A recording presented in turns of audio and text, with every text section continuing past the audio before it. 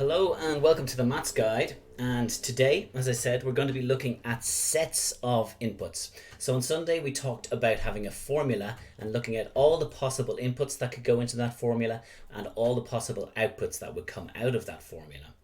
So to look at all the possible inputs to a formula, we're going to look at the idea of a set. S-E-T-A, set. Okay? And a set is a list. For example, all the girls in your class who play hockey. That's a list. It's a list of names. In the case of our formula for a gas bill, it'll be a list of all possible kilowatt hours. We'll look at that in a minute. Secondly, they are unique values. Okay, so when we're talking about all the girls in your class who play hockey, we don't say Mary twice. What's the point of writing Mary's name into a list twice? We only need to know that she's on the list, and once she's put in the list, you know she's in the list, you know she's one of the girls in your class who play hockey, so we just look at the unique values in a set. Okay, we don't start repeating things. We also need to be certain, completely certain about what's in the set, so that we all agree about the list. So when we say the girls in your class who play hockey, we probably mean all the girls in your class who play hockey on the school team during school hours or something like that. Okay, we would never say something like all the tall students. I mean, what does that mean? We don't know what we mean by tall. This is a problem, so we can't use something like that. We could say all the students who are more than 180 centimeters tall. Okay, now we're definite. We all agree about what we mean by this. So it's very important that we know what we mean about what's on a set so that we have a certainty. And just to say what a set is a list. We're going to be having a list, and they just have unique values on it. Let's have a look at an example for the one that we're looking at. We had a formula for a gas bill. The sets of inputs to the gas bill are in kilowatt hours. They're all positive. Any amount is possible. It could be 1 kilowatt hour. It could be 1,000 kilowatt hours. It could be 1,000.2798 kilowatt hours. They would tend to be rounded, but in general, when we're looking at this, we're thinking that any amount is possible. Okay, and we use this letter here. It's like a capital letter or with a little line through it is the, and we're going to put a little plus, so we mean the positive numbers. And this is the set of all possible positive numbers.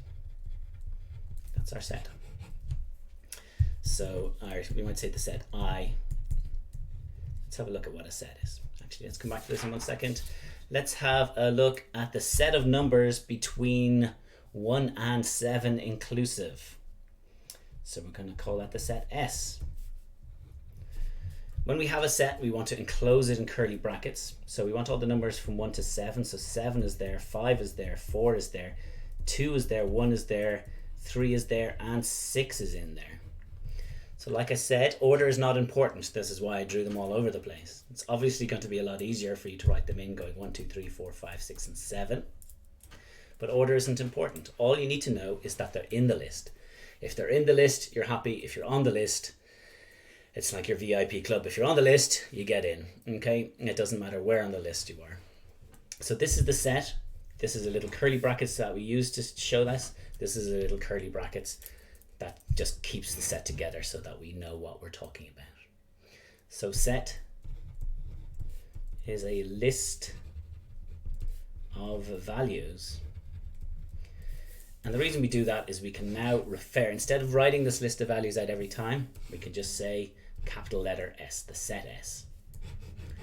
And when we say the set S, we know that we're talking about the numbers from 1 to 7. In this case, it's all positive, all possible positive numbers. I couldn't possibly write that in a list. I mean, I can't go 1, 1.2, 1.27, 1.839. I can't write all those numbers. So we do something different. We say I is the set of values. This is some value where this value is equal to all the positive numbers. Okay, that's a mathsy way of writing that. Another way of writing that, I is equal to all the possible positive numbers, and that's fine too. Okay. The reason we do this in maths is because we just get used to doing things in shorthand. It's just a shorthand way of saying this. All the possible positive numbers.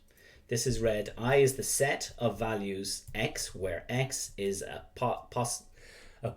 all possible positive numbers. That's what this or plus is.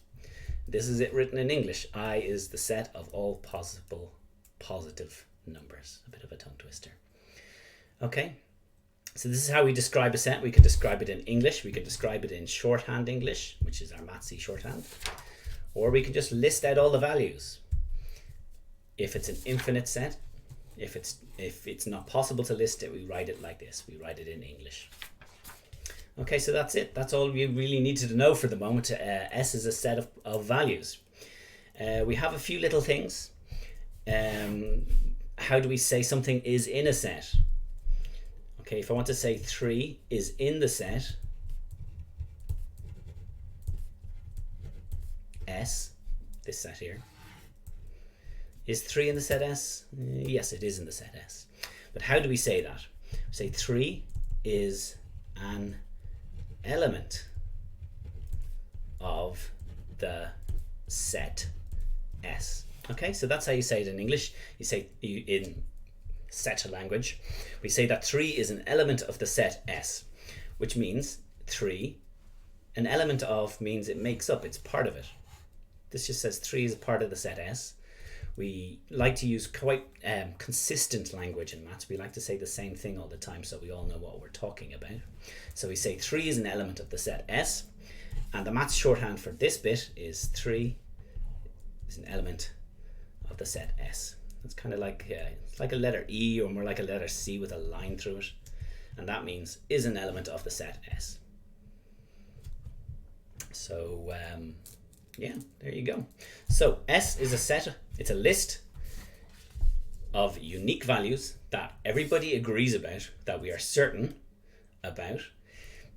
It can be any kind of a list, it can contain anything you want, just so long as it's consistent, it's certain, and it's a list, and you know what you're talking about in it, and you don't repeat values. You can describe it by putting all the values that are in here. So for example, if you wanted all the girls who play hockey, you might say H is the set of girls who play hockey is equal to Mary, Susan, and Michaela. Okay, so only 3 girls play play hockey. So that's how you do that. The other way of describing a set is just to describe it in English. And over time, you'll learn the maths shorthand of writing things in English. Okay, so here we go. We're looking at sets. Why are we using sets? Because we want to have a set of inputs to a formula so that we can look at the sets of outputs, so that we can make predictions, so that we can plan things out. So these are sets. I'm going to give you some questions on sets, describing a set. So have a look at those. If you're on YouTube using this for free, just click on the access to the worksheets. You'll need to log into the worksheets. So you'll need to create a login, but it's free. And of course, if you're on the course, you will get access to automatically corrected exercises and automatic revision and scheduling to know and make sure that you stay on track and get the best results that you can. Okay, so have a go at that, and all the best.